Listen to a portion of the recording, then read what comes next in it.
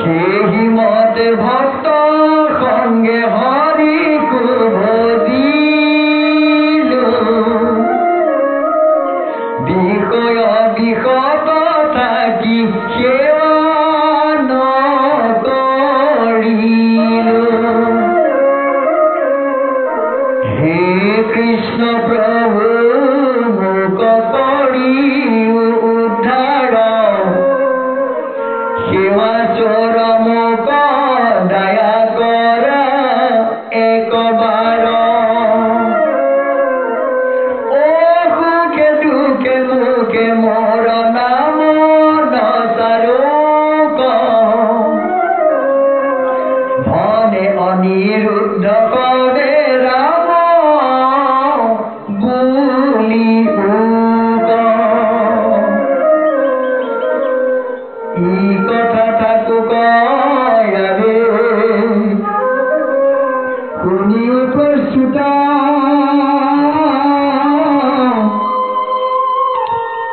পঞ্চমস্কন্ধৰ ইটো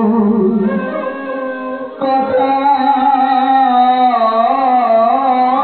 বহুত। ও যাহাক শুনিলে হয় কৃষ্ণ ভগতি, দেহায় অৱসানে হৰে বৈকুণ্ঠ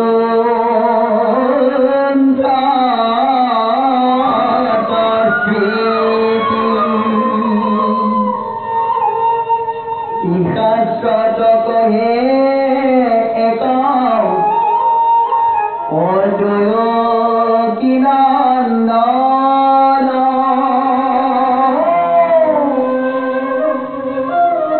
এক ধৰ্ম কহে চন শ্ৰৱণ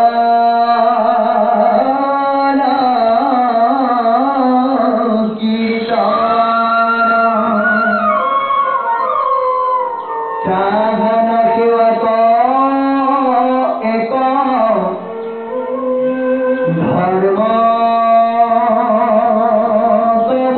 কবলয়,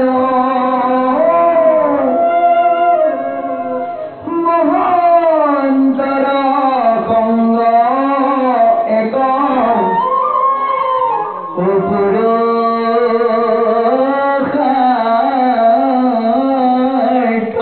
পুৰুষাৰ্থকয়। আন যত দেখা শুনা কবে মায়াময়, কৃষ্ণকে পৰম ৰত্ন জানিবা নিশ্চয়। হেন জানি কৃষ্ণ ৰস ৰণে দিয়াচিত, নাহি আন ধৰ্ম জানা দুৰ্ঘৰ কলিত। পৰীক্ষিত নিবে পাছে সুশান্ত গুৰুত, শুনি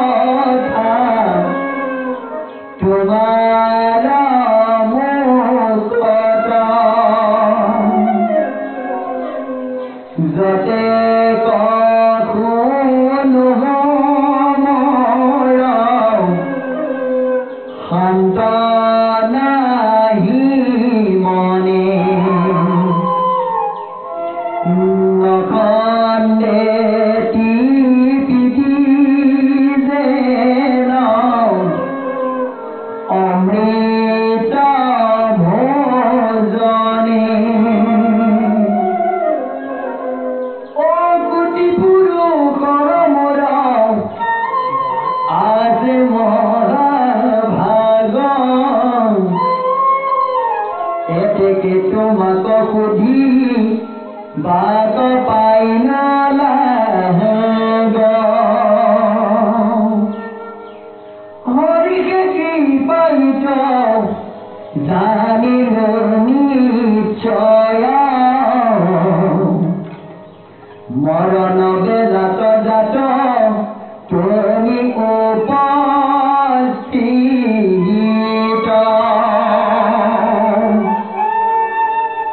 সকহিল চতুৰ্থ স্কন্ধ কথা মনোনীত পুৰঞ্জন উপাখ্যান গতি আচৰিত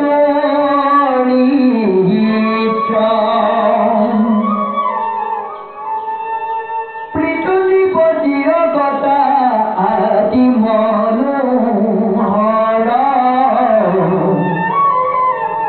উচ্ছন পুত্ৰৰ কথা ধ্ৰুৱ কুমাৰ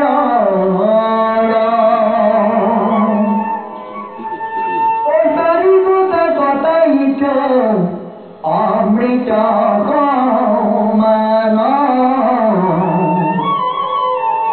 গোবিন্দ দেৱতা দিনে নকহিলা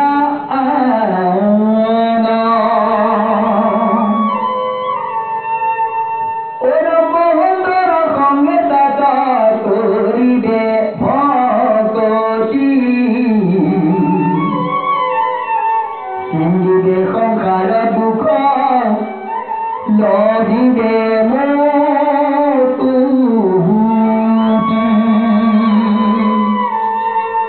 চতুৰ্থ স্কন্ধৰ তাপ যায়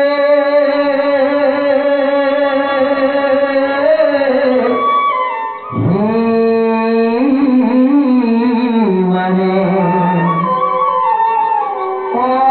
পঞ্চম স্কন্ধৰ আৰে কৰিব বাখ্যান ৰাম ৰাম হৰি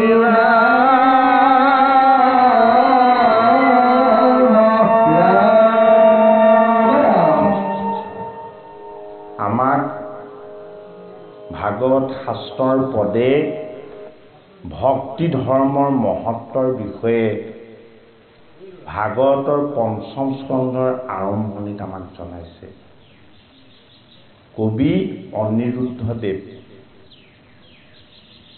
মহাপুৰুষ মাধৱদেৱৰ নাতি আছিল। এতিয়া মাধৱৰ নাতিও মাধৱৰ গুণ আৰু প্ৰতিভা লৈ জন্ম হৈছিল।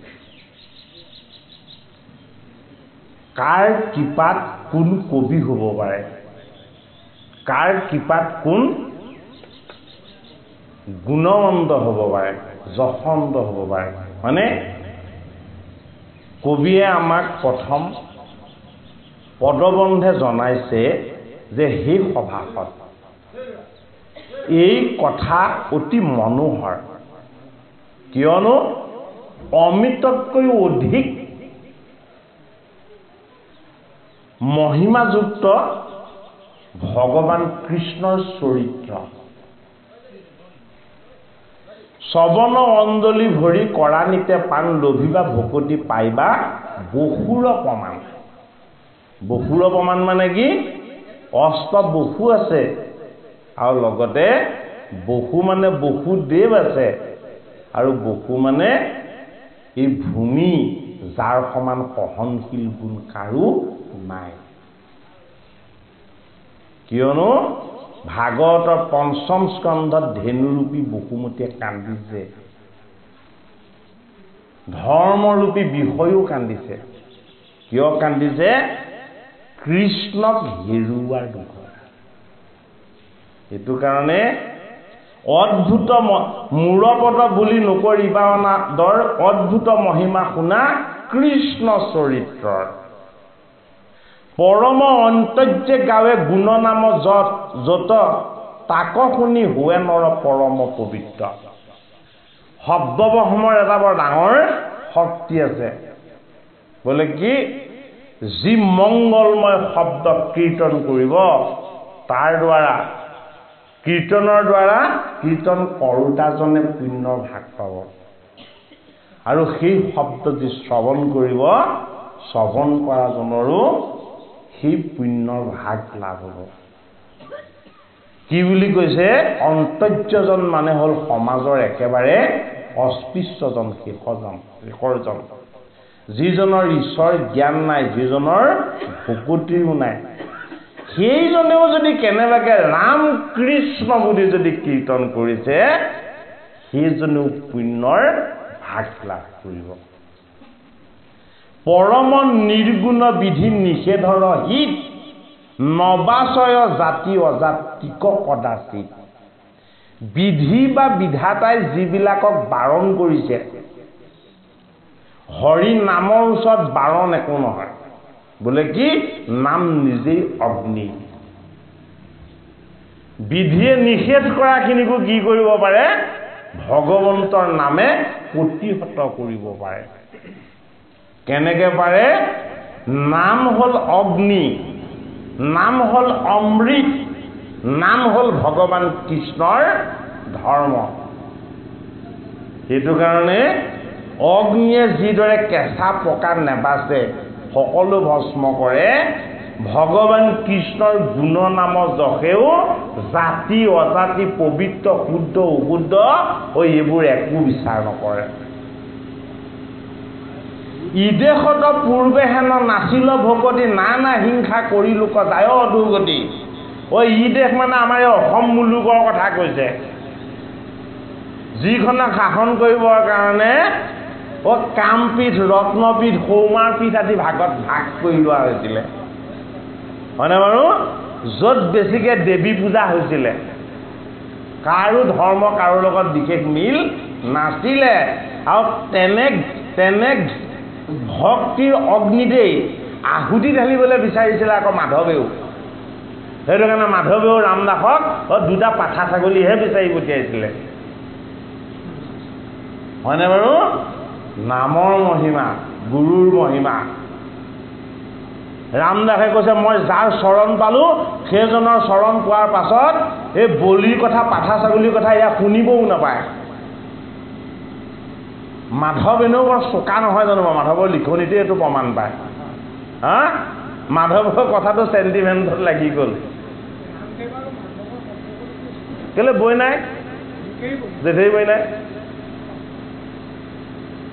তেতিয়া তোমাকনো এনেদৰে মোহাচন্ন কৰিব পৰাকে কাৰণ ৰামদাস সেই সময়ত অত্যন্ত বিচাৰ বিবেচনাশীল লোক চাবলৈ গ'লে মাধৱতকৈ এখোজ আগৰ কাৰণ শংকৰত তেওঁ আগতেই শৰণ ল'লে হয়নে বাৰু তেতিয়া মাধৱেও ভাবিলে যে এইজনেনো কাৰ সংগ পাই এই দুষ্ট বুদ্ধিবিলাক লৈছে এই বলি বিধান এইবিলাকত আমি শুনিব নাপায় বুলি কৈছে তেতিয়া এওঁ উত্তৰটো বৰ চমুকে দিলে যে মাধৱক মই প্ৰতিহত কৰিব নোৱাৰোঁ মাধৱক যদি প্ৰতিহত কৰিবলৈ হয় আমাৰ গুৰুজন লাগিব হয়নে বাৰু তেতিয়া এওঁ এটা কথা কৈ দিলে বোলে কি মোৰ আগত তুমি বৰ বৰ মাত দিছা মই পঢ়ি আছোঁ কিন্তু আমাৰ গুৰুৰ আগত তুমি এটা মাতো মাতিব নোৱাৰা তোমাৰ মুখৰ মাত বন্ধ হৈ যাব আৰু মাধৱৰ মাত বন্ধ হোৱাই নহয় শংকৰক দেখাৰ লগে লগে ভৰি হাত কঁপিবলৈ লৈছিল আমি এইটো লিখনিত পাইছোঁ কিয় ভৰি হাত কঁপিবলৈ লৈছিলে যে শংকৰৰ সমান সুন্দৰ গাম্ভীৰ্যপূৰ্ণ হয়নে আৰু আকৰ্ষণ কৰিব পৰা ঈশ্বৰীয় শক্তিৰ লোক মাধৱে জীৱনত প্ৰথম শংকৰকেহে দেখিছে বেলেগ ক'তো দেখা নাছিলে আৰু তেতিয়াহে তেওঁ ভাবিছে আমাৰ ৰামদাসে মোক ঠিকেই কৈছিলে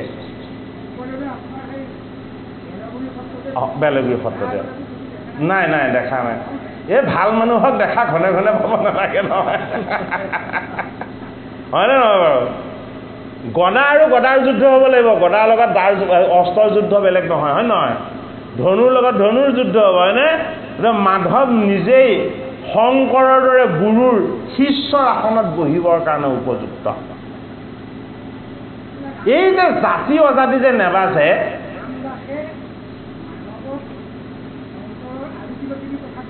কৈছিলে বহুত লাভ হৈছে নহয় মাধৱে ৰামদাসক একেবাৰে ভেচভেচিয়া কৰিছে তুমি যিমান কৈছা যিমান চাইছা এই তুমি যিটো কৈছা সেইটো কেইজনে কৰা দেখিছা শুনিছা এওঁ কৈছে যে সকলোৱে কৰি থাকিলে বুলিয়ে যে শুদ্ধ হ'ব তাৰ কিবা প্ৰমাণ তুমি পাইছা নেকি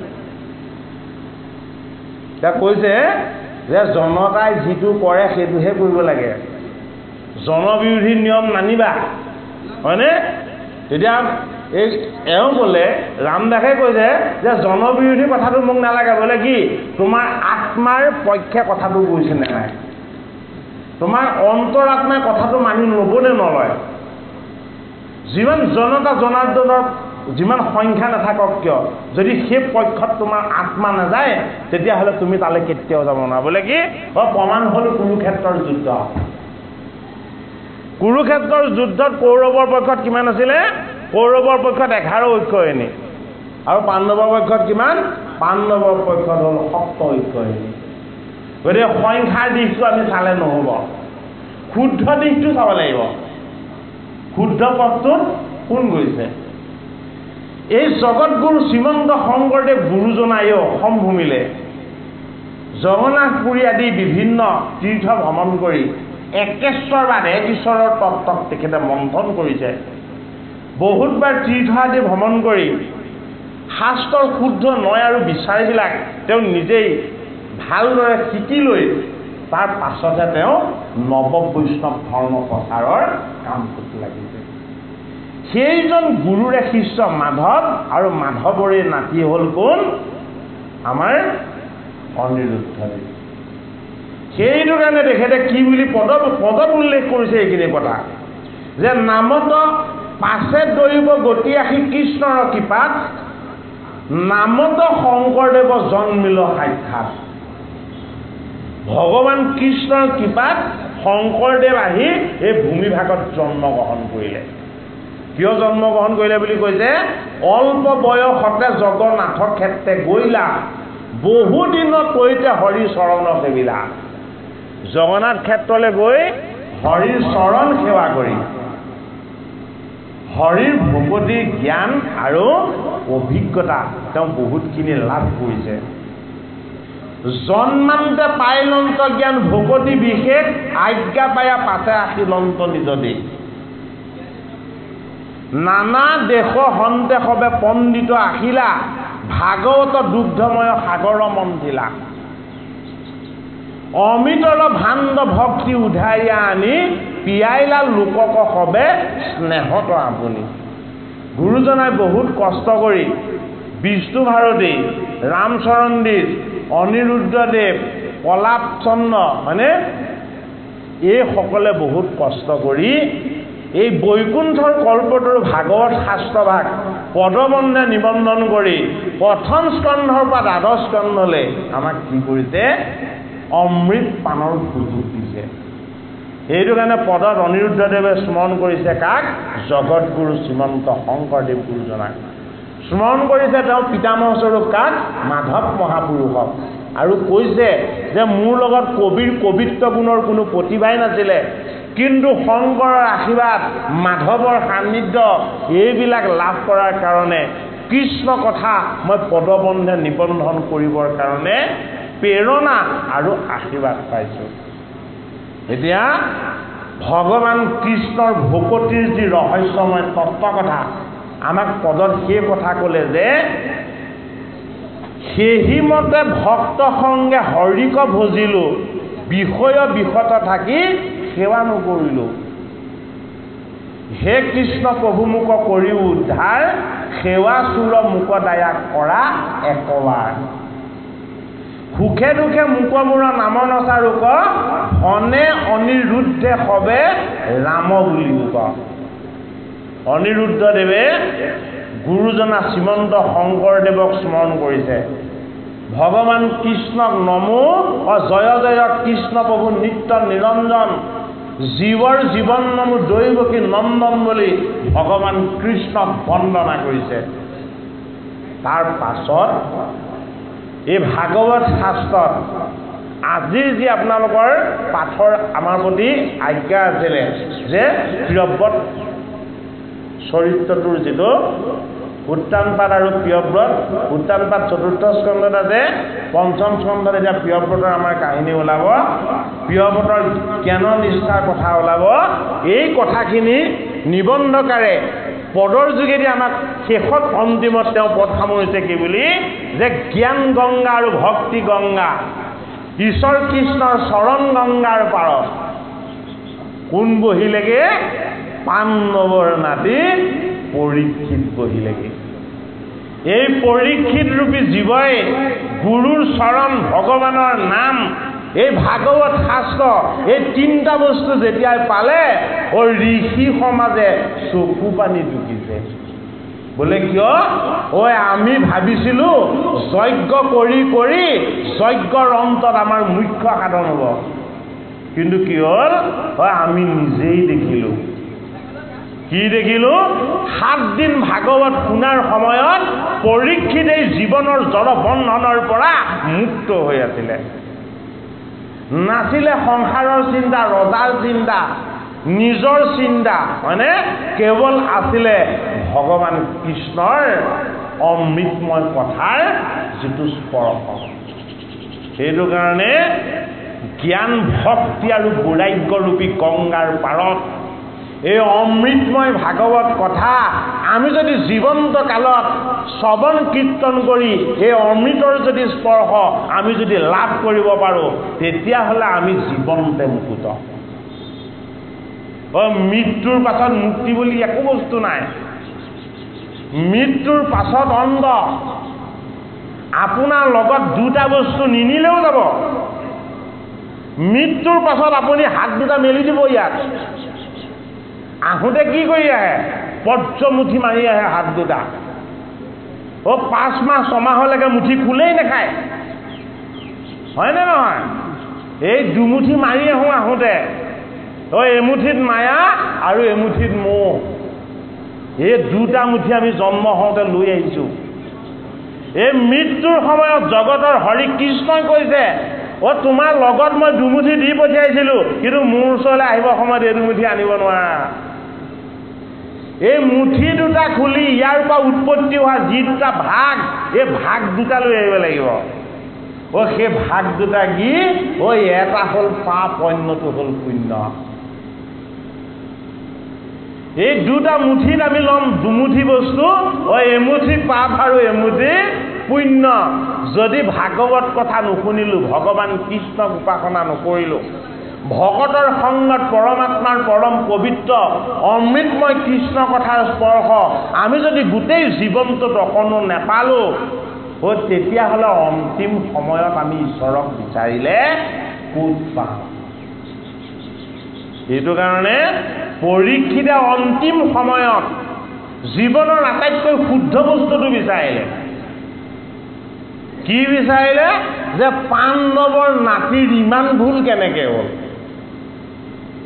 যি পাণ্ডৱে ঋষিক ঈশ্বৰতকৈও শ্ৰদ্ধা কৰে, যি মোৰ ককাসকল পাণ্ডৱে নিজে অন্ন লোৱাৰ আগত ঋষি মহিষীক সন্তুষ্ট কৰি লয়, এই পাণ্ডৱ সেইজন পাণ্ডৱৰে নাতি এই পৰীক্ষিতে ঋষিজনক সেৱা নকৰি ডিঙিত মৰা সাপটো কিয় মেৰিয়াই দিলে? ডিঙিত মৰা সাপটো পৰীক্ষিতে কিয় মেৰিয়াই দিলে? পৰীক্ষিতৰ কাৰণে সেইটোৱে হ'ল জীৱনৰ আটাইতকৈ ডাঙৰ প্ৰশ্ন।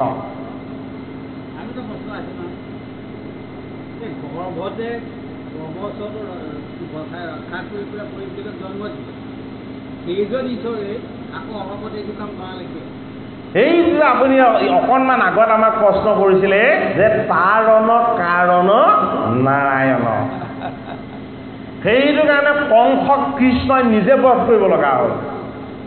কংসক জৰাসন্ধই বধ কৰিব নোৱাৰিলে।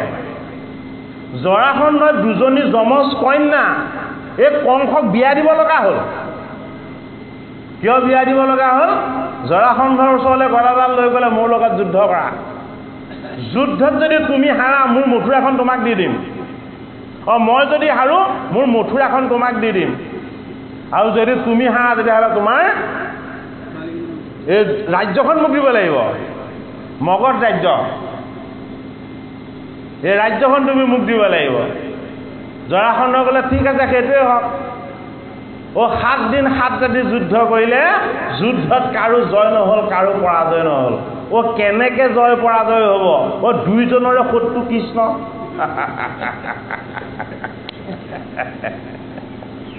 তেওঁলোকৰ শক্তি দুইজনৰে সমান জৰাসন্ধই বেলেগক শত্ৰু জ্ঞান কৰা নাই কাক শত্ৰু জ্ঞান কৰিছে শত্ৰু জ্ঞান কৰিছে কৃষ্ণ আৰু কংসয়ো বেলেগক শত্ৰু জ্ঞান কৰা নাই কংসই শত্ৰু জ্ঞান কৰিছে কাক কৃষ্ণ সেইটো কাৰণে বৈৰীভাৱে ভবাজনৰ ওচৰতো ভগৱান থাকে 7 দিন 7 ৰাতি যুদ্ধৰ পাছত যেতিয়া যুদ্ধৰ জয় পৰাজয় নহ'ল জৰাসন্ধৰ মনলৈ এটা ভাল বুদ্ধি আহিলে হেৰা কংস বোলে কি মই হাৰিলোঁ বুলি যদি স্বীকাৰ কৰি দিওঁ তুমি মানি ল'বানে বোলে মানি ল'ম কিন্তু তুমি হাৰিলোঁ বুলি স্বীকাৰ কৰাৰ পাছত মই এতিয়া ৰাজ্যখন কেনেকৈ ল'ম বোলে তুমি এখন ৰাজ্যহে বিচাৰিছিলা মই তোমাক 2খন ৰাজ্য দিম কি 2খন ৰাজ্য দিম বোলে মোৰ 2 যমজ কন্যা ৰত্ন আছে মই তোমাক বিয়া দিম হয়নে বাৰু এই সম্বন্ধবিলাক সদায় শত্ৰুৰ লগত হয় জৰাসন্ধৰ লগত বন্ধু কোন জৰাসন্ধৰ লগত বন্ধু হ'ল কংস কৃষ্ণৰ বন্ধু কোন কৃষ্ণৰ বন্ধু বিদুৰ কৃষ্ণৰ বন্ধু উদ্ধৱ পানৰ বান্ধৱ হয়নে কৃষ্ণৰ সখা হ'ল অৰ্জুন এই ভাগৱত শাস্ত্ৰই আমাক ঈশ্বৰৰ সেইখিনি আনন্দময় কথা আমাক জানিবলৈ দিছে যিখিনি কথাই আমাৰ কায় বাক্য আৰু মন এই 3টা বস্তু শুদ্ধ কৰি ৰাখিব পাৰে এই কায়টো কি এই কায়টো সদায় দুৰ্গন্ধময় সেইটো কাৰণে নাম মৎস্যগন্ধা এই দেহেই মৎস্যগন্ধা গুৰুক চিনি নোপোৱালৈকে ইয়াৰ পৰা সদায় দুৰ্গন্ধ ওলাই থাকে হয়নে সেইটো কাৰণে গুৰুৰূপী পৰাশৰ চৰণ পাব লাগিব মৎস্যগন্ধাই পৰাশৰ চৰণ পালে এই মায়াৰ যমুনা পাৰ কৰি দিয়াৰ দায়িত্বটো পালে সেইটো কাৰণে কি হ'ল মৎস্যগন্ধা গুচি পদ্মগন্ধা হ'ল যেতিয়ালৈকে গুৰুৰ চৰণ নাপাম আমাৰ আত্মাৰ পৰিচয় নহ'ব ঈশ্বৰৰ জ্ঞান নহ'ব আত্মাৰ পৰিচয় আৰু ঈশ্বৰৰ জ্ঞান এই 2টা বস্তু যদি লাভ নহয় তেতিয়াহ'লে আমি অজ্ঞানী হৈ থাকিব লাগিব এই অজ্ঞানটো দুৰ্গন্ধময় বস্তু সেইটো কাৰণে মৎস্যগন্ধা এই অজ্ঞান আৰু অবিদ্যাবিলাকৰ পৰা আমি যদি নিবৃত্তি পাব পাৰোঁ তেতিয়াহ'লে কি হ'ব পোহৰ প্ৰকাশ হ'ব জ্যোতি প্ৰকাশ হ'ব এই পোহৰ আৰু জ্যোতিৰ প্ৰকাশৰ নাম হ'ল পদ্মগন্ধা এই জ্যোতিৰ বাস্তৱ যিটো ৰূপ এই ৰূপটো হ'ল সত্য কি সত্য বোলে কেৱল এজনেই সত্য যিজন আত্মা যিজন পৰমাত্মা যিজনক সকলোৱে উপাসনা কৰে এই সত্যক উপাসনা কৰাৰ কাৰণে তেওঁৰ নামটো কি হ'ল সত্যৱতী এই সত্যৱতীৰ নন্দনেই হ'ল টিকালজ্ঞ ঋষি বেদব্যাস ভাগৱত প্ৰণেতা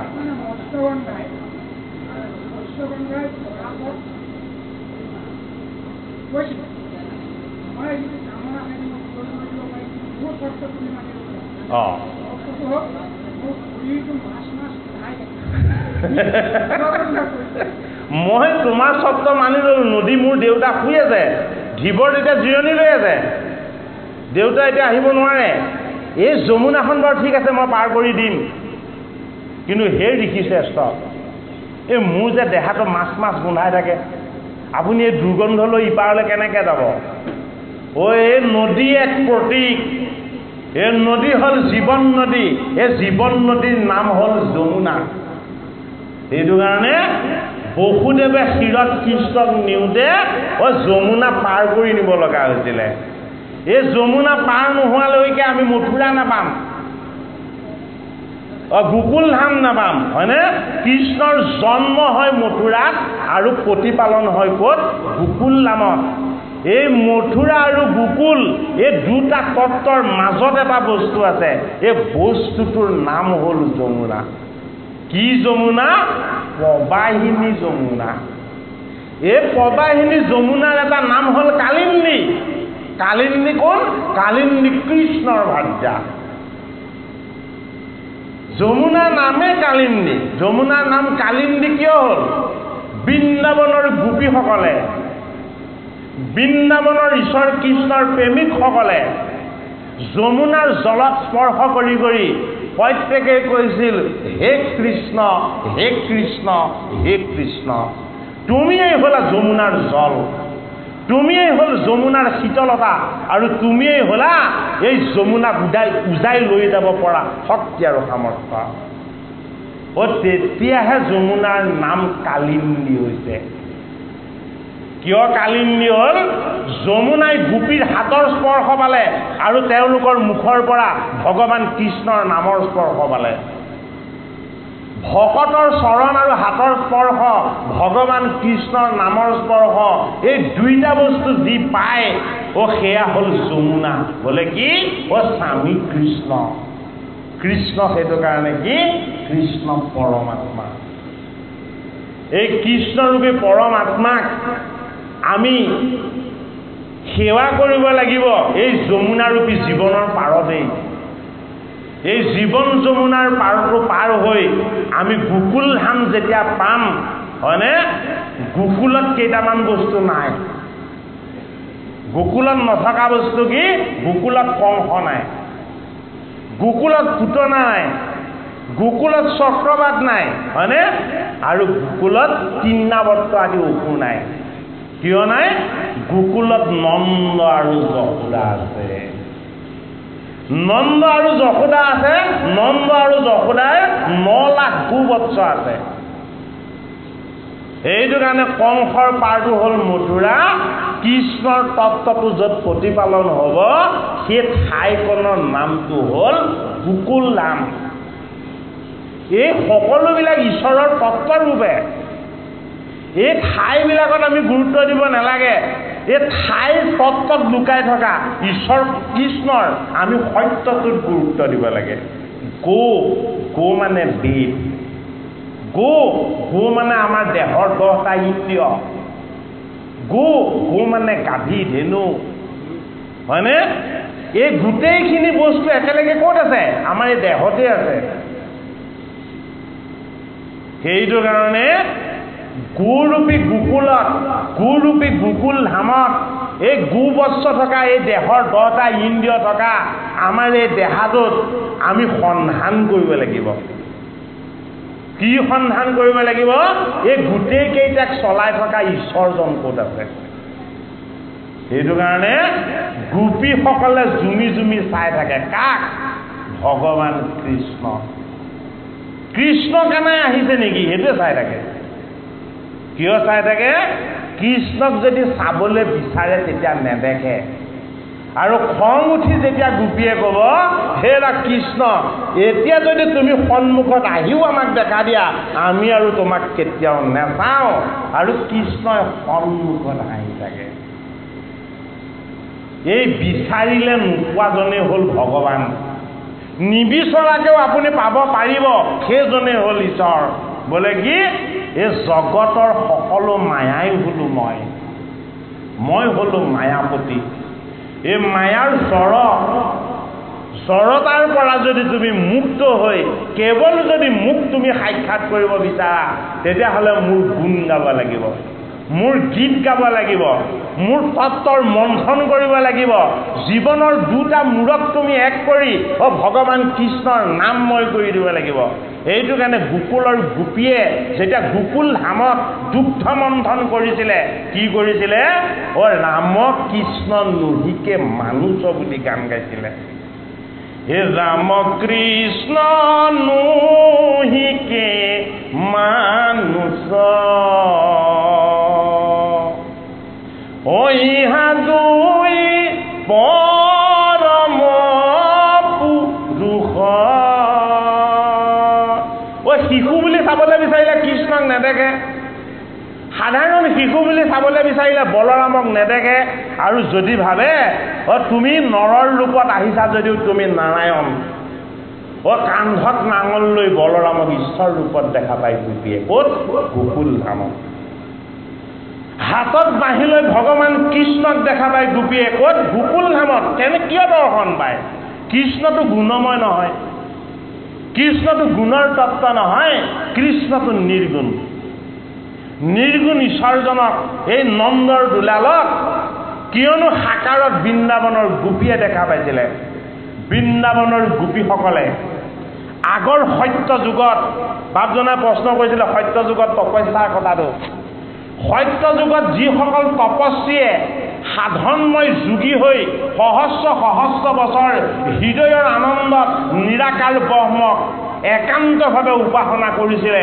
সেই নিৰাকাৰ ব্ৰহ্মৰূপী ভগৱান কৃষ্ণই তেওঁলোকক আশীৰ্বাদ দিছিলে বোলে কি মই দাপৰ যুগত নন্দৰ গৃহত পৰমাত্মা কৃষ্ণ ৰামকৃষ্ণ হৈ যেতিয়া অৱতাৰ ল'ম তোমালোকে বৃন্দাবনৰ গোপী হৈ জন্ম ল'বা তোমালোকে মোক হৃদয়ত দৰ্শন কৰিছিলা আৰু মই তোমালোকক বাহিৰত দৰ্শন দিম বোলে কিয় যেতিয়া মোক চাবলৈ নিবিচাৰিবা মই তেতিয়া দেখা দিম আৰু যেতিয়া তোমালোকে মোক চাবলৈ বিচাৰিবা মই তেতিয়া অন্তৰ্ধান হ'ম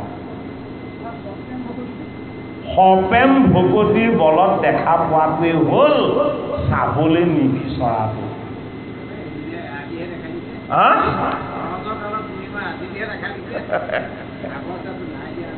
এই বৃন্দাবনৰ গোপীৰ ৰহস্যময় ভগৱতীৰ যিটো তত্ত্ব এই তত্ত্বটো দশমত প্ৰকাশ কৰিছে ভগৱান কৃষ্ণই এইটো কাৰণে আমাক কবিয়ে পদবন্ধে আমাক জনাইছে বোলে কি তুমি কৃষ্ণৰ নাম কৃষ্ণৰ গুণ কৃষ্ণৰ যশ তুমি শ্ৰৱণ কীৰ্তন আৰু মনন কৰাৰ তুমি অভ্যাস কৰা কি হ'ব তেতিয়া তোমাৰ লগত অক্ষয় পুণ্যৰ সঞ্চয় লাভ হ'ব এই সঞ্চিত পুণ্যৰ দ্বাৰা ঈশ্বৰ কৃষ্ণক পোৱাৰ যিটো আনন্দ সেই আনন্দ তুমি লাভ কৰিবা আৰু সেই আনন্দই কি কৰিব জীৱনতে মুকুট হোৱাৰ যিটো আনন্দ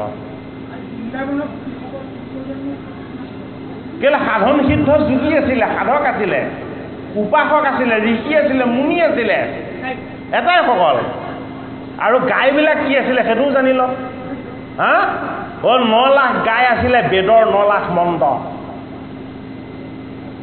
নন্দৰ গৃহৰ 9 লাখ গাই আছিলে বেদমন্ত্ৰক কোনে দোহন কৰে বেদমন্ত্ৰক দোহন কৰে গোপালে সেইটো কাৰণে কৃষ্ণই তাত মাখন চুৰ কৰি খাবলৈ গ'ল এই মাখন চুৰৰ তত্ত্বটো অতি গভীৰ বোলে কি বেদৰ মন্ত্ৰবিলাকত মই নাই মন্ত্ৰৰ অন্তিম ভাগ সাৰ ভাগ যি ভাগ মোৰ পৰম ভকতৰ লগতে আছে সেই ভাগৰূপী মাখনেই হ'লো মই কৃষ্ণ সেইটো কাৰণে বেদৰ মন্ত্ৰবিলাক গোবৎস এই গোবৎসবিলাকক পালন কৰাজন হ'ল গোপাল সেইটো কাৰণে এই গোপালে গোবৎসৰূপী বেদৰ মন্ত্ৰবিলাকক প্ৰতিপালন কৰে কিয় সপ্তব্ৰহ্মৰ তেওঁৱেই সৰ্বশ্ৰেষ্ঠ সেইটো কাৰণে বেদৰ যিটো অন্তিম ভাগ এই অন্তিম ভাগ হ'ল ভাগৱত বেদৰ যি অন্তিম ভাগ এই অন্তিম ভাগ হ'ল গীতা ইয়াক কি বুলি কোৱা হয় ইয়াক বেদান্ত বুলি কোৱা হয় বেদান্ত ক'ত ৰৈছে বেদান্ত ৰৈছে ৰহস্যত বেদ ক'ত ৰৈছে বেদ ৰৈছে জ্ঞানত সেইটো কাৰণে বেদ গুণময় বুলি কৈছে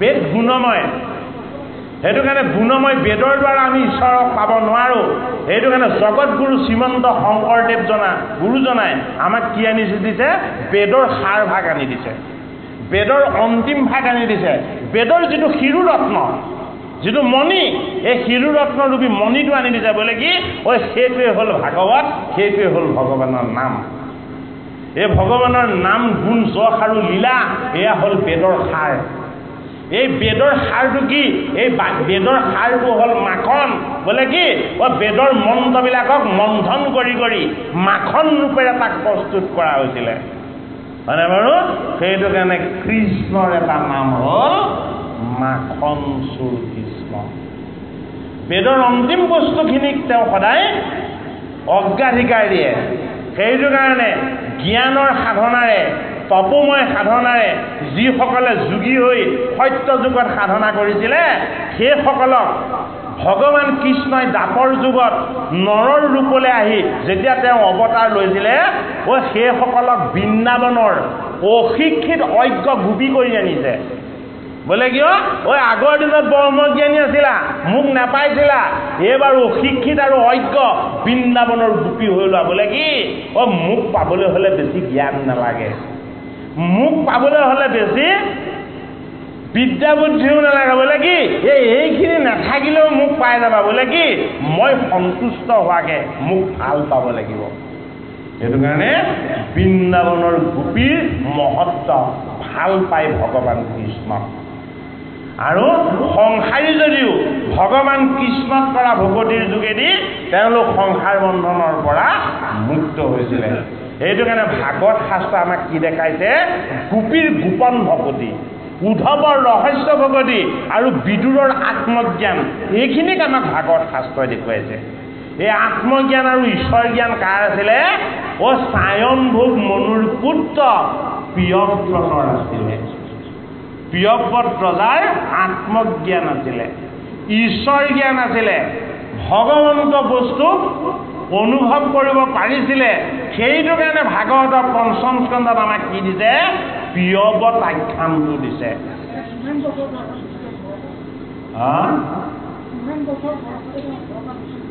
কোন প্ৰিয়ব্ৰত শিশু অৱস্থাতে কৈছে ওলাই? কেনেকে জানিম? তেতিয়া সময়ৰ সিদ্ধান্তটো অলপ বেলেগ নহয়। বৰমাই এটা চকুত টিপ মাৰোঁতে বোলে আমাৰ মৰ্যত 1000 বছৰ শেষ হৈ যায়, হয়নে বাৰু? সেইসকল ব্ৰহ্মলোকৰ জীৱহে আছিলে, মৰ্ত্য লোকলৈ তেতিয়ালৈকে নমা নাই নহয়। গতিকে শাস্ত্ৰ ভাগ বৈকুণ্ঠৰ শাস্ত্ৰ।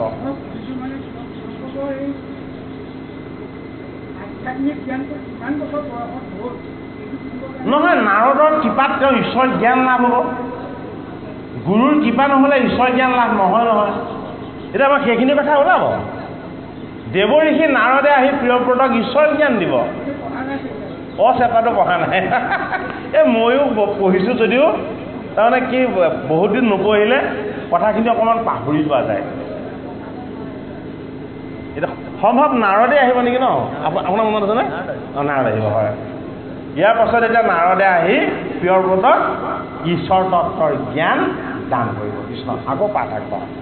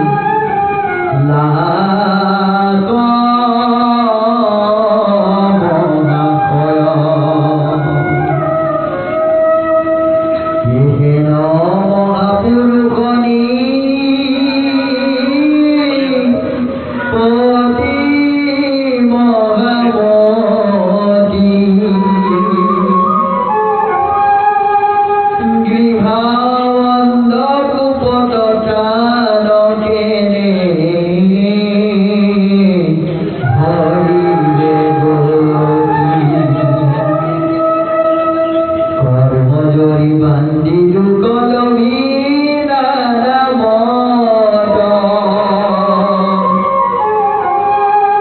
জানিও পৰিল কেনে হেন সংসাৰত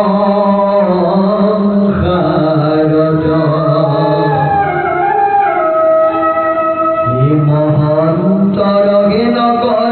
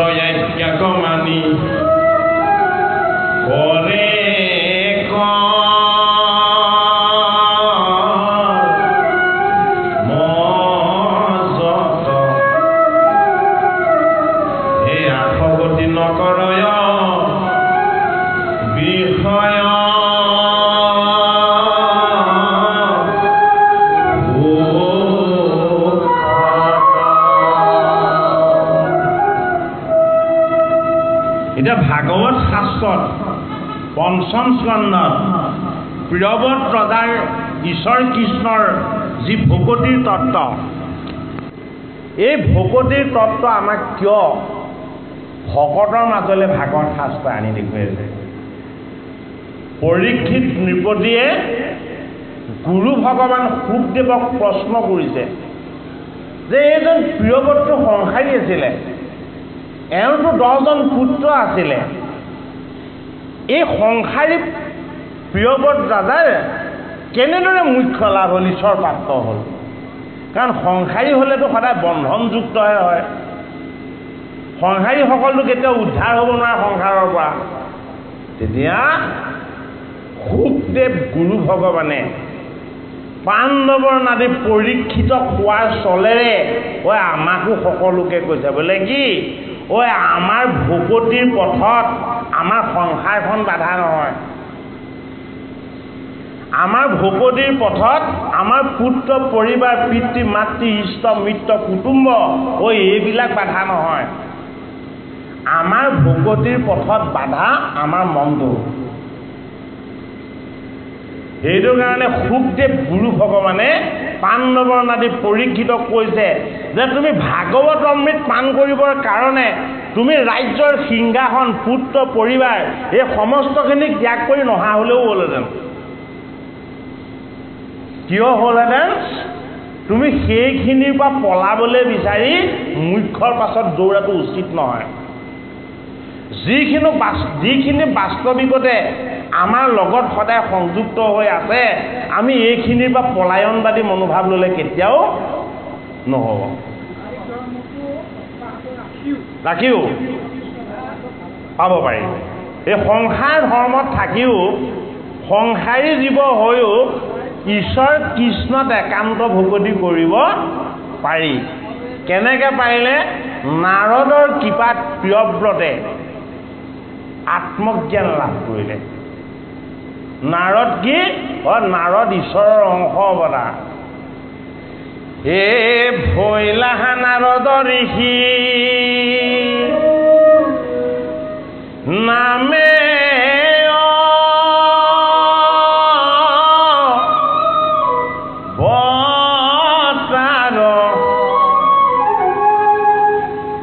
পঞ্চৰাত্ৰ নামে তন্ত কৰিলা প্ৰচাৰ।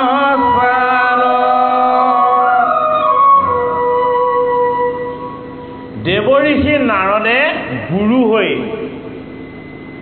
মনুৰ পুত্ৰ এই প্ৰিয়ব্ৰতক ঈশ্বৰ কৃষ্ণত একান্ত ভকতি কৰিবৰ কাৰণে উপদেশ দিলে যে হে প্ৰিয়ব্ৰত, তুমি কিয় সংসাৰ ধৰ্ম ত্যাগ কৰিম বুলি কৈছা? মই তোমাক আজ্ঞা কৰিছোঁ, মোৰ আজ্ঞা বুলি মানি তুমি ব্ৰহ্মচৰ্য পালন কৰিও তুমি সংসাৰী হ'ব পাৰিবা। বোলে কি? এই সংসাৰ ধৰ্মটো বৰ্তাই ৰাখিবৰ কাৰণে তুমি কি কৰা? তুমি বিয়া পাতা। প্ৰিয়ব্ৰত যোগী সাধক উপাসক ব্ৰহ্মচাৰী আছিলে, সংসাৰ নকৰে। শেষত সৃষ্টিকৰ্তা ব্ৰহ্মা আৰু মনুৱে কি কৰিলে? দেৱঋষি নাৰদক ক'লে, হে নাৰদ, এই তুমি যদি কোৱা তেতিয়া কিজনী বিয়াখন আমাৰ পুত্ৰ প্ৰিয়ব্ৰতে পাতে। এতিয়া দেৱঋষি নাৰদে হাঁহি হাঁহি কৈছে, ঠিক আছে বাৰু, জগতৰ হিত কুশল আৰু মংগলৰ কাৰণে মই যদি তোমাৰ পুত্ৰ প্ৰিয়ব্ৰতক যদি কিবা অকণমান ক'ব লগাও আছে মই নিজে গৈ জনাম।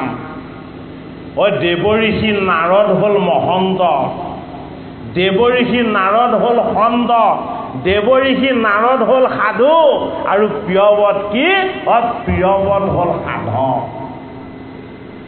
সাধক আৰু সাধু সন্ত মহন্তৰ য'ত সংগম হয় সেয়া হ'ল ভাগৱত। সেইটো কাৰণে ক'ত একত্ৰ হৈছে? ভাগৱতৰ 5ম স্কন্ধত। দেৱঋষি নাৰদে প্ৰিয়ব্ৰতক ক'লে যে তুমি আত্মজ্ঞানী ঈশ্বৰ তত্ত্বৰ গৰাকী হৈছা, তোমাৰ হৃদয়তেই ভগৱান কৃষ্ণ সৰ্বদা বিৰাজমান হৈ আছে বুলি তুমি গম পাইছা।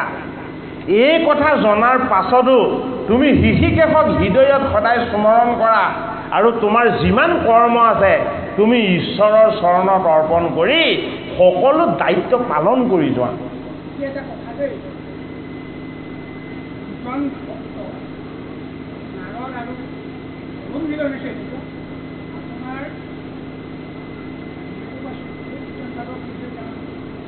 প্ৰিয়ব্ৰত উত্তান বা ধ্ৰুৱ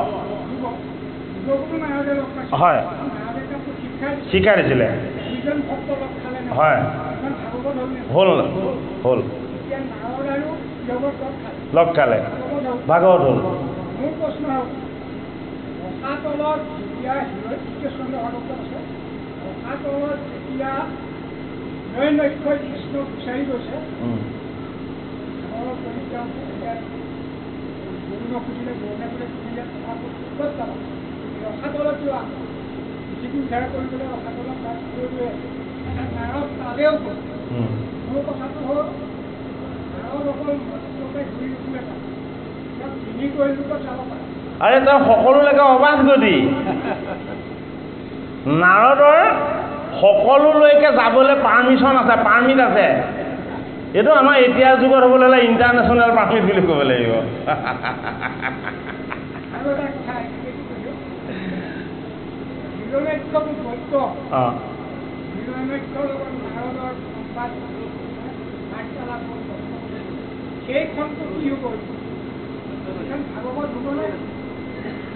বস্তুটো তত্ত্ব দিশেৰে চাব লাগিব কাহিনীৰ দিশেৰে চালে নহ'ব আপুনিহে হিৰণ্যাক্ষ বুলি ভাবিছে এই কথাটো হয়নে বাৰু আপুনিহে হিৰণ্যকশিপু বুলি ভাবিছে দেৱ ঋষি নাৰদ সিহঁতি জন্ম হোৱাৰ কিমান যুগ আগতে জন্ম সিহঁতৰ জন্মৰ সকলো কথাই দেৱ ঋষি নাৰদে জানে সকলো তত্ত্বই জানে সেইটো কাৰণে জয় বিজয়ৰ দৃষ্টিয়েহে চাইছে হিৰণ্যাক্ষ আৰু হিৰণ্যকশিপুৰ দৃষ্টিটো তেওঁৰ ওপৰত পৰা নাই গতিকে আমাক ভাগৱত শাস্ত্ৰই কি শিকাব বিচাৰিছে তুমি যাক দৰ্শন পাইছা সেইজনেই বৈকুণ্ঠৰ পাৰিষদ বুলি ভাবি লোৱা আত্মদৰ্শন যিজনক তুমি দেখা পাই কৃষ্ণ বুলি স্মৰণ কৰিছা সেইজনে বৈকুণ্ঠৰ পাৰিষদজন যিজনক তুমি চকুৰে কেতিয়াও দেখা নাই কিয়নো সেইজনৰ হৃদয় আত্মাতেইতো ঈশ্বৰ কৃষ্ণ আছে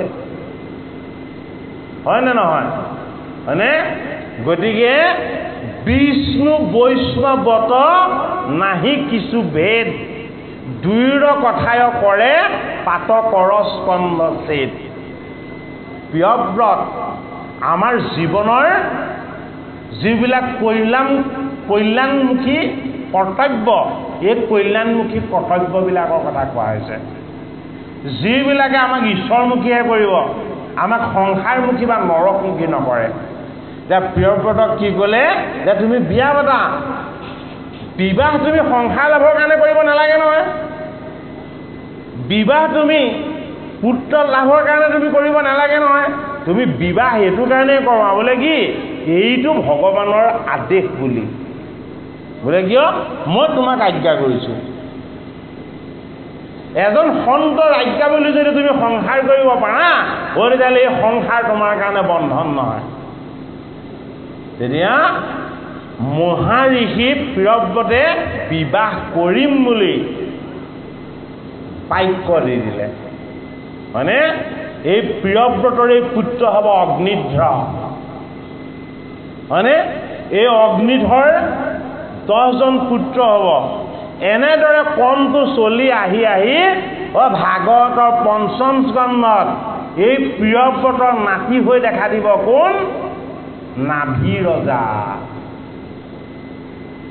বস্তুটো কিমান তাত্ত্বিকভাৱে এটা ক্ৰমত আনিছে আমাক শিকাবলৈ বুজাবলৈ কিয় ইমান বংশানুক্ৰমিক মনন্তৰৰ কথা আমাক ভাগৱত শাস্ত্ৰই দিব বিচাৰিছে এইটো এটা ৰহস্য অনুভৱ আছে তাত ভাগৱত শাস্ত্ৰ শ্ৰৱণ কীৰ্তন কৰি মনন্তৰৰ ঈশ্বৰ তত্ত্বৰ কথা আমি শ্ৰৱণ কীৰ্তন কৰি আমি সেই কথাৰ মাজত নিজক দেখা পাব লাগিব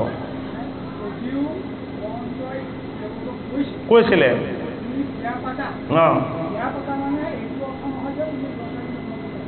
নহয় বিয়া পতা মানে তুমি বিষয় বন্ধনত পৰা নহয় বিবাহ পাতিও তুমি সংসাৰৰ পৰা উদ্ধাৰ হৈ যাব পাৰিবা বোলে কেনেকে তোমাৰ যোগেদি যদি সাধু সন্ত মহন্ত তেনেকুৱা ধৰণৰ পুত্ৰ লাভ হয় যি ভগৱান কৃষ্ণক একান্তভাৱে ভক্তি কৰিব যি ভগৱান কৃষ্ণৰ ভকতিৰ তত্ত্বক প্ৰচাৰ আৰু প্ৰসাৰ কৰিব হেৰা প্ৰিয়ব্ৰত কিজনী তোমাৰ গৃহত আহি জগতৰ ঈশ্বৰে নৰৰূপত জন্ম লয় গতিকে এই প্ৰিয়ব্ৰতৰ বহুতটা জেনেৰেশ্যনৰ পাছত নাভিৰ গৃহত জগতৰ হৰি আহি জন্ম ল'লে।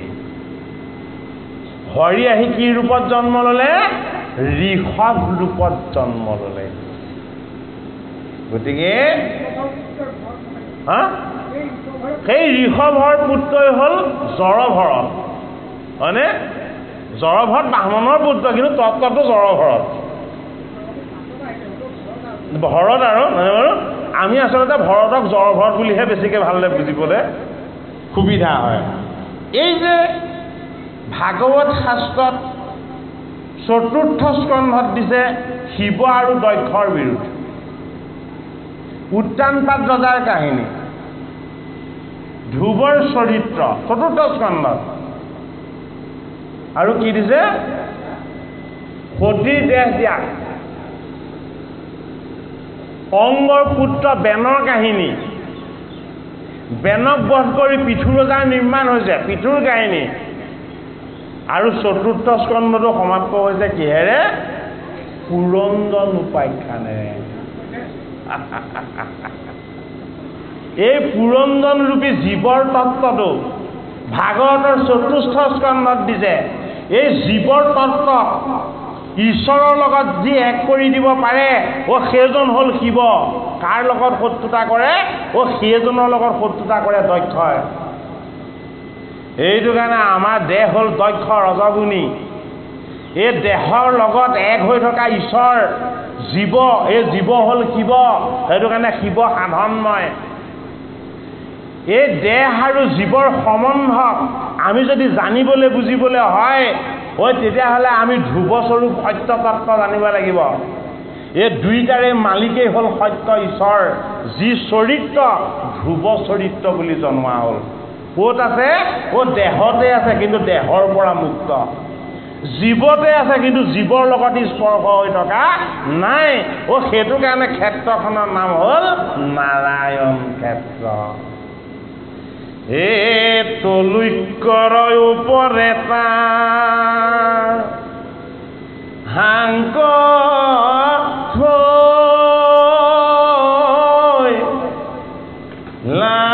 লাথাপি গুধিকাৰ পুষ্পভাগে দেখিও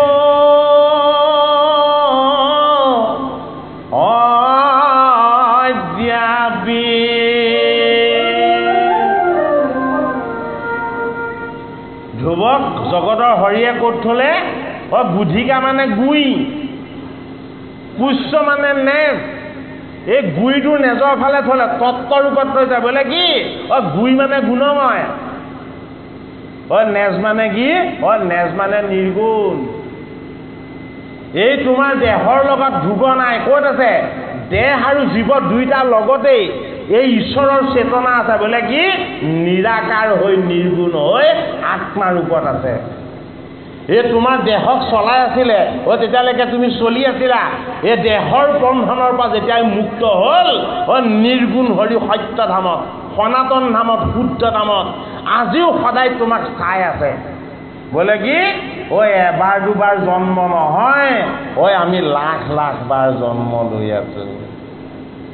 কিমান বাৰ জন্ম হৈছো, কিমান বাৰ আমাৰ মৃত্যু হৈছে, সেই হিচাপ আমাৰ লগত নাই। সেইটো কাৰণে গুধিকাৰ পুষ্যভাগে দেখিও ইত্যাদি। তুমি যি জীৱ হৈ যি স্থানত, যি বস্তু হৈ যি থানত তুমি প্ৰকাশ নোহোৱা কিয়, যদি ঈশ্বৰ কৃষ্ণৰ লগত যদি তোমাৰ কেনেবাকৈ পৰিচয় হৈছে, যদি ভগৱান কৃষ্ণৰ চৰণ তুমি বন্দনা কৰিছা, ভগৱান কৃষ্ণক যদি উপাসনা কৰিছা, সত্য ধামৰ পৰা জগতৰ হৰিয়ে সদায় তোমাক চাই আছে। বোলে কি? তুমি নিৰ্গুণ হৰিৰ তত্ত্ব। সেইটো কাৰণে ভাগৱত কথাই আমাক ঈশ্বৰৰ সন্ধান দিব বিচাৰিছে। কেনেকৈ ঈশ্বৰৰ সন্ধান দিব বিচাৰিছে? যে প্ৰিয়ব্ৰতে বিবাহ নকৰাই নাৰদৰ আজ্ঞাত বিবাহ কৰালে, হয়নে? আৰু তেওঁৰ নাতিয়েই হ'ল কোন? তেওঁৰ নাতিয়েই হ'ল নাভি। নাভিয়ে মেৰুদেৱীক বিবাহ কৰালে, কিন্তু বিবাহে কৰালে সতি সন্তান নহ'ল। বিবাহ কৰোৱা 1000 বছৰ হ'ল, সহস্ৰ বছৰ হ'ল, নাভিৰ সতি সন্তান নাই। আকৌ ঋষিসকলক মাতি আনি মনোস্কামনা পূৰ্তি যজ্ঞ পাতিছে। এই যজ্ঞৰ অন্তত ঋষিসকলে নাভিক কৈছে, হেৰৌ নাভি তই মন্দমতি, বোলে কি পুত্ৰ বিচাৰি যজ্ঞ কৰিব নাপায়, বোলে কি যদি যজ্ঞ কৰিছ ঈশ্বৰক একো নিবিচৰাকে কৰ, একো দ্ৰব্য বস্তু নিবিচৰাকে যজ্ঞ কৰ, বোলে কি দয়াময় হৰিয়ে ইচ্ছাত যি লাগে সকলো দিব।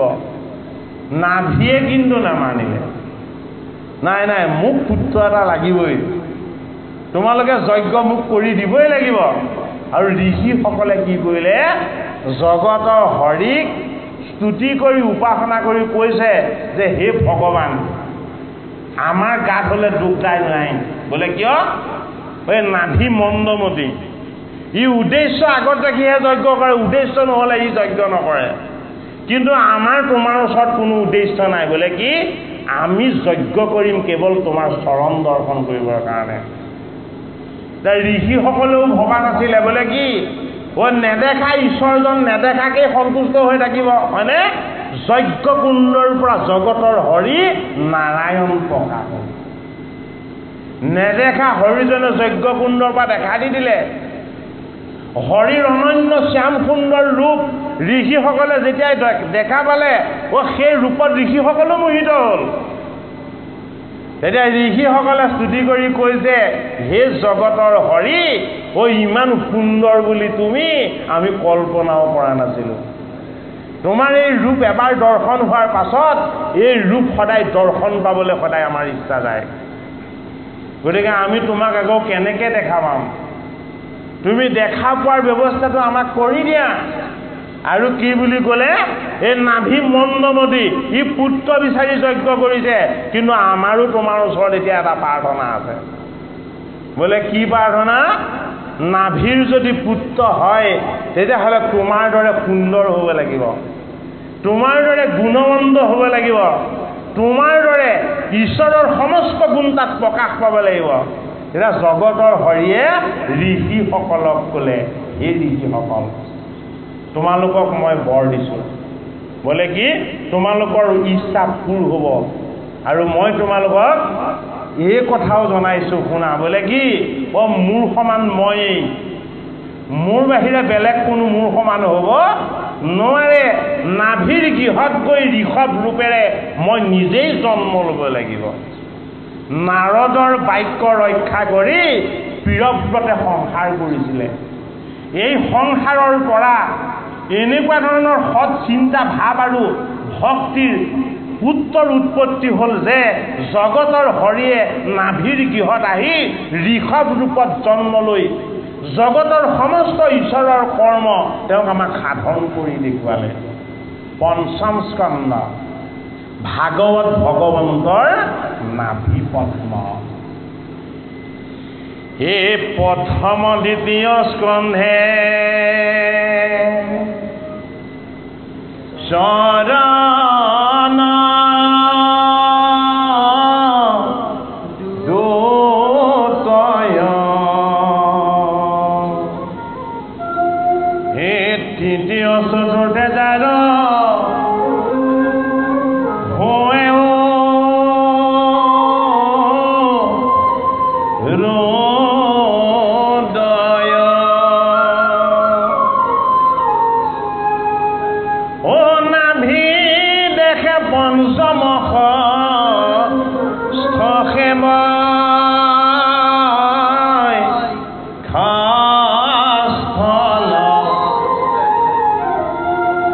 সপ্তমে অষ্টমে কৰ কমল যুগল,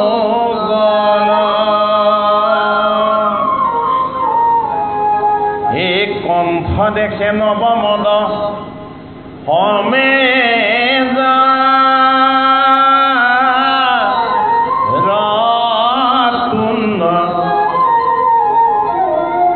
একাদশে ললাটনা দশে ভৈ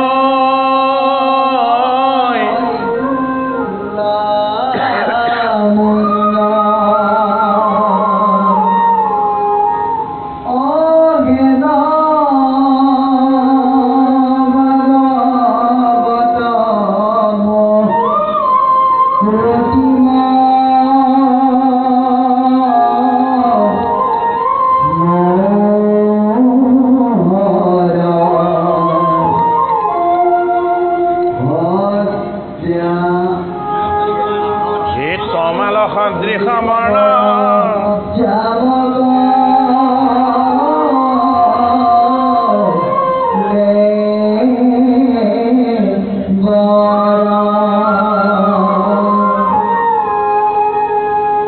আটাইতকৈ জটিল তত্ত্বটোৱে হ'ল নাভি বোলে কি পদ্ম সম নাভিদাৰ প্ৰণামহো বাৰম্বাৰ নমো পদ্ম দিব্যমালাধাৰী নমো পদ্ম সম নেত্ৰ পদতাৰ শতপত্ৰ নমো ভকতৰ ভয় হাৰি মাধৱে ঘোষা ঘোষিছে তত্ত্ব অৰ্থত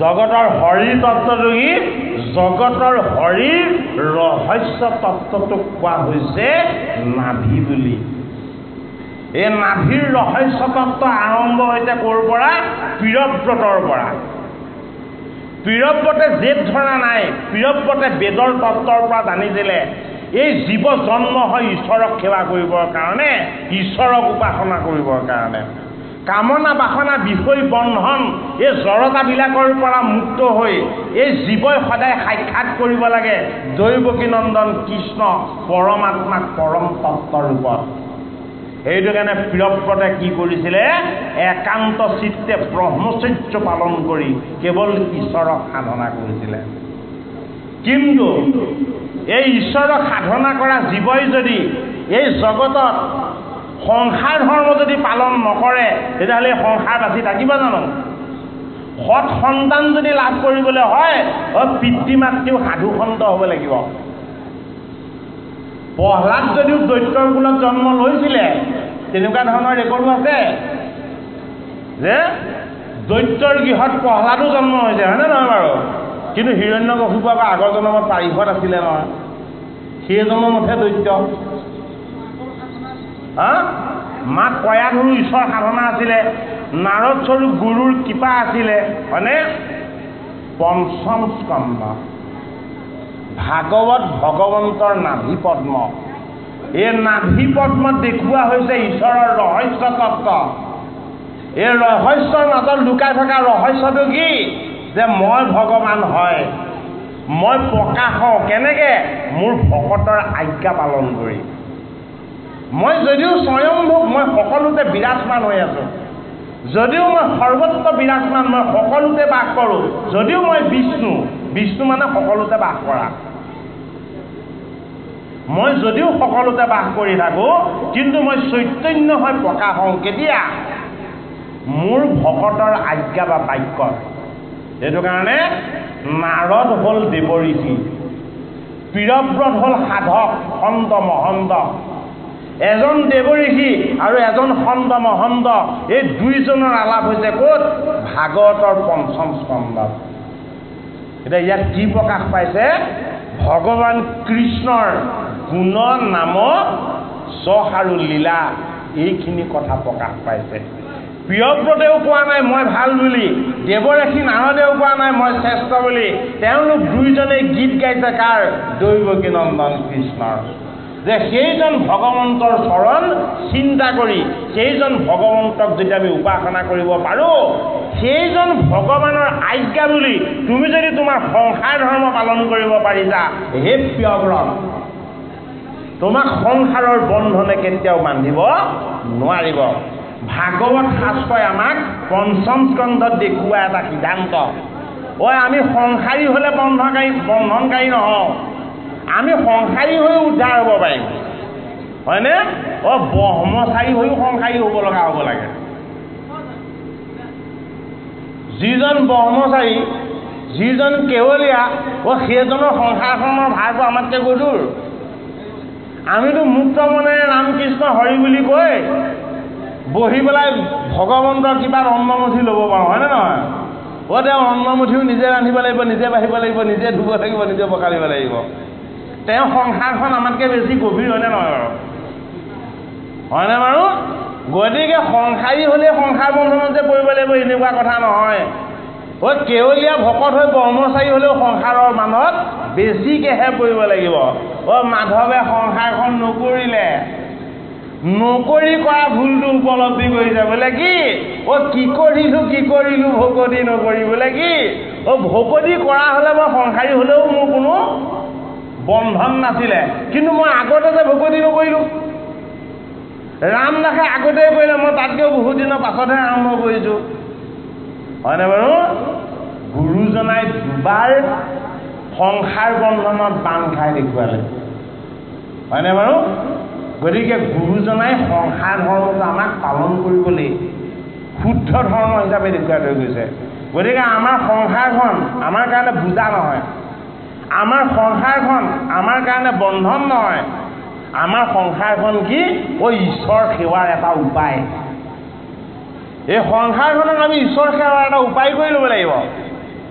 যদি ঈশ্বৰ সেৱাৰ উপায় কৰি ল'ব পৰা যায়, সংসাৰৰ গোটেই কেইজন সদস্যই ভকতক ভগৱান জ্ঞান কৰিব লাগিব, ভগৱান কৃষ্ণৰ গুণনামত শ্ৰৱণ কীৰ্তন কৰিব লাগিব, এই জীৱৰ প্ৰতি দয়া আৰু প্ৰেম ভাৱ সদায় ৰাখিব লাগিব, স্বভাৱ চৰিত্ৰ আচৰণ এইখিনিক যদি সংস্কাৰযুক্ত কৰি ল'ব পৰা যায়, সংসাৰী হ'লেও কি উদ্ধাৰ হ'ব। আকৌ পদ আগবাঢ়ক।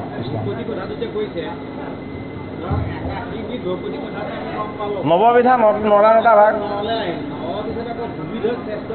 হয়। এই দুবিধ শ্ৰেষ্ঠটো বৰ গভীৰ বস্তু, আপোনাক ব্যক্তিগতভাৱেহে ক'ব লাগিব।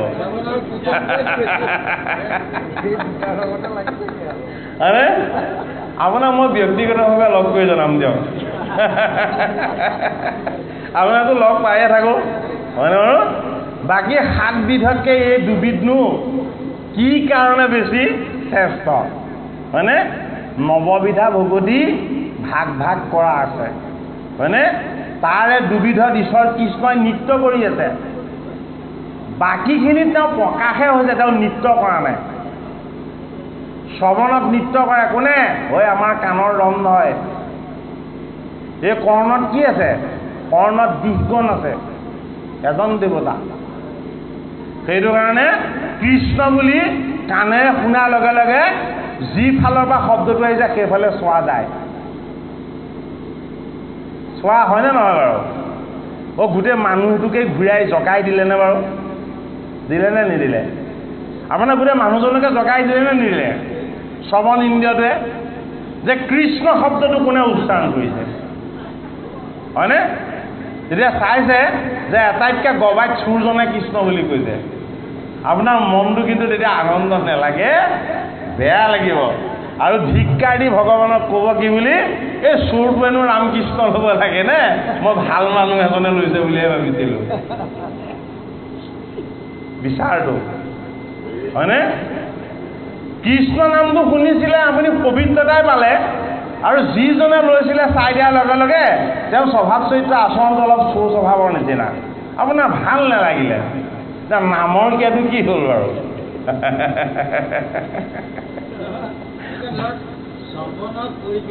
শুনক ৰ'ব, তাৰ পাছৰখিনি কওঁ। এই যে কীৰ্তন,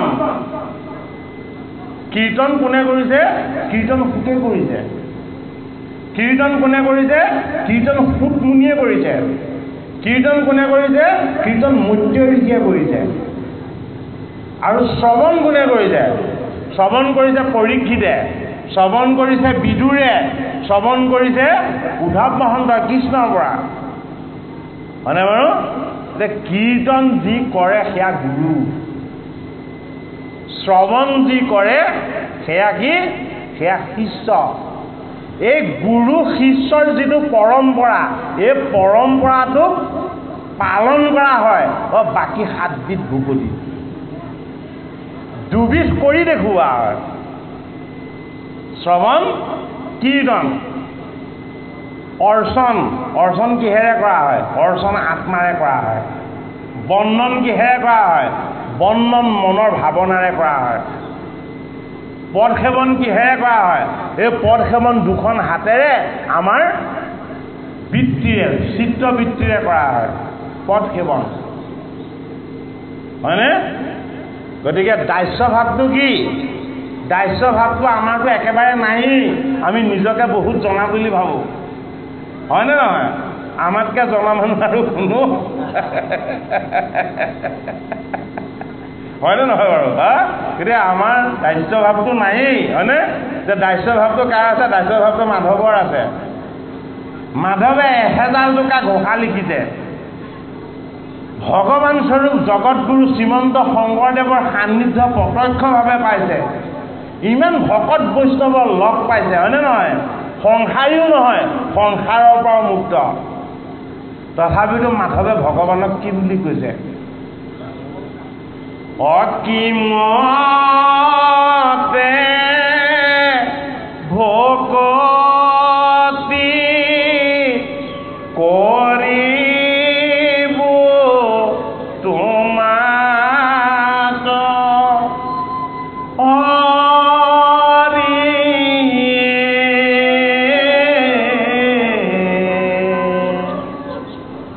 মই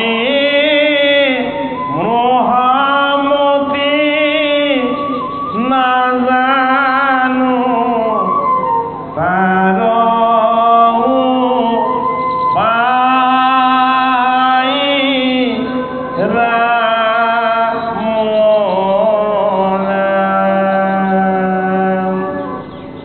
আমি নাম ল'বকে নাজানো, নাম গাবকে নাজানো, নামৰ অৰ্থ তত্ত্ব মৰ্ম আমি একোৱেই নাজানো, হয়নে নহয়? অকণমান কিবা বুজিলে আমি বহুত জনা বুলি ভাবোঁ। মাধৱে কি কৰিছে? নামৰ অন্বয় প্ৰস্তুত কৰিছে।